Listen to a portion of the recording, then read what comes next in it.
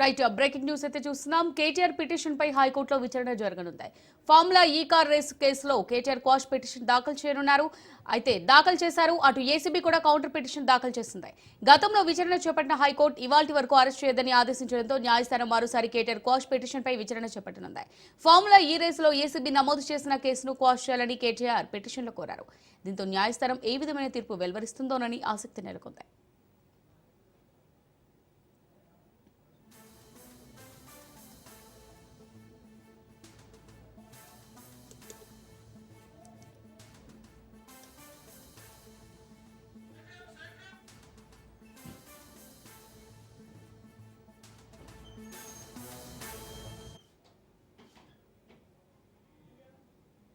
KTR petition పై హైకోర్టులో విచారణ జరగనుంది. ఫార్ములా ఈ కార్ రేస్ కేసులో కేటీఆర్ క్వాష్ పిటిషన్ దాఖలు చేశారు. అటు ఏసీబీ కూడా కౌంటర్ పిటిషన్ దాఖలు చేసింది. గతంలో విచారణ చేపట్టిన హైకోర్టు ఇవాల్టి వరకు అరెస్ట్ చేయొద్దని ఆదేశించడంతో న్యాయస్థానం మరోసారి కేటీఆర్ క్వాష్ పిటిషన్ పై విచారణ చేపట్టనుంది. అయితే ఫార్ములా ఈ రేసులో ఏసీబీ నమోదు చేసిన కేసును క్వాష్ చేయాలని కేటీఆర్ పిటిషన్లో కోరారు. దీంతో న్యాయస్థానం ఏ విధమైన తీర్పు వెలువరిస్తుందోనని ఆసక్తి నెలకొంది.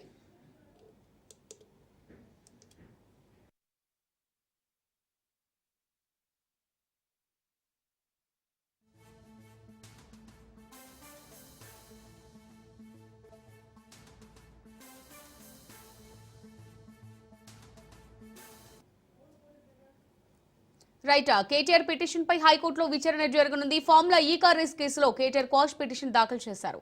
అటు ఏసీబీ కూడా కౌంటర్ పిటిషన్ దాఖలు చేసింది. గతంలో విచారణ చేపట్టిన హైకోర్టు ఇవాల్టి వరకు అరెస్ట్ చేయొద్దని ఆదేశించడంతో న్యాయస్థానం మరోసారి కేటీఆర్ క్వాష్ పిటిషన్ పై విచారణ చేపట్టనుంది. ఇక దీనికి సంబంధించి మరిన్ని డీటెయిల్స్ మా రిపోర్టర్ పవన్ అందిస్తారు. పవన్,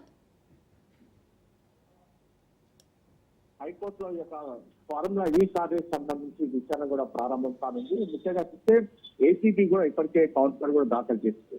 ఈ యొక్క కౌంటర్ దాఖలు చేసిన దానిపైన కూడా పూర్తిగా విచారణ కొనసాగనుంది. ఎందుకంటే ఈ రోజు వరకు అంటే జనవరి 31వ తేదీ వరకు కూడా కేటీఆర్ ని అరెస్ట్ చేయొద్దని చెప్పి కూడా ప్రధానంగా హైకోర్టు మధ్యంతర ఉత్తర్వులు జారీ చేసింది. అయితే ఈ రోజుతో పూర్తిగా ఈ యొక్క మధ్యంతర ఉత్తర్వు గడువు ముగియడంతో విచారణ కూడా ప్రారంభం కానుంది మరికొద్ది సేపట్లో.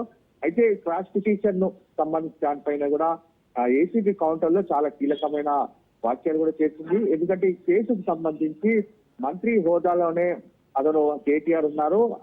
కేటీఆర్ చెప్పిన నేపథ్యంలోనే ఈ యొక్క 55 కోట్లు యొక్క డబ్బులు ట్రాన్స్ఫర్ అయ్యాయని చెప్పి కూడా ప్రధానంగా ఇప్పటికే దీనికి సంబంధించి ఏసీబీ కౌంటర్ కూడా దాఖలు చేసింది. మరోవైపు చూస్తే ఈ కేసులో మాత్రము కేటీఆర్ ఇన్వాల్వ్మెంట్ ఉన్నట్టుగా ఏసీబీ అధికారులు కూడా కొంత సాక్ష్యాధారాలు కూడా సేకరించారు. ఆ సాక్ష్యాధారాల ఆధారంగా కూడా ఒక కేసు విచారణ కానుంది. మరోవైపు చూస్తే దీనికి సంబంధించి క్రాష్ పిటిషన్స్ కొట్టివేయాలని చెప్పి కూడా ఏసీబీ అధికారులు కూడా హైకోర్టులో మరికొద్ది సేపట్లో కీలకంగా విచారణ మారనుంది.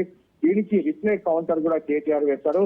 తనకు ఈ యొక్క డబ్బులకు సంబంధించి ఎక్కడా కూడా సంబంధం లేదు. ఎందుకంటే తనకి ఫార్ములా కేసుకు సంబంధించి డబ్బులు ట్రాన్సాక్షన్ లో తన ప్రమేయం ఎందుకు ఉంటుంది, తనకి డబ్బులు ట్రాన్స్ఫర్ చేయమని తాను ఎక్కడ కూడా చెప్పలేదు.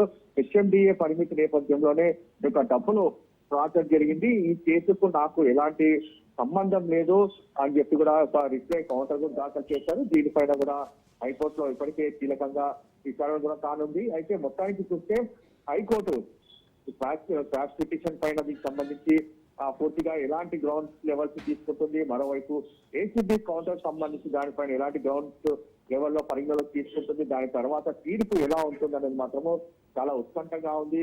ఉత్కంఠ నేపథ్యంలోనే క్రాష్ పిటిషన్ కొట్టివేస్తే మాత్రము ప్రధానంగా ఏసీబీ అధికారుల యొక్క దర్యాప్తు కూడా వేగవంతం చేస్తారు. మరోవైపు దీనికి సంబంధించి క్రాష్ పిటిషన్ సంబంధించి పూర్తిగా హైకోర్టు ఎలాంటి కీలకమైన నిర్ణయం తీసుకోనుందో చాలా ఉత్కంఠంగా కనిపిస్తుంది. Thanks for the updates Pawan.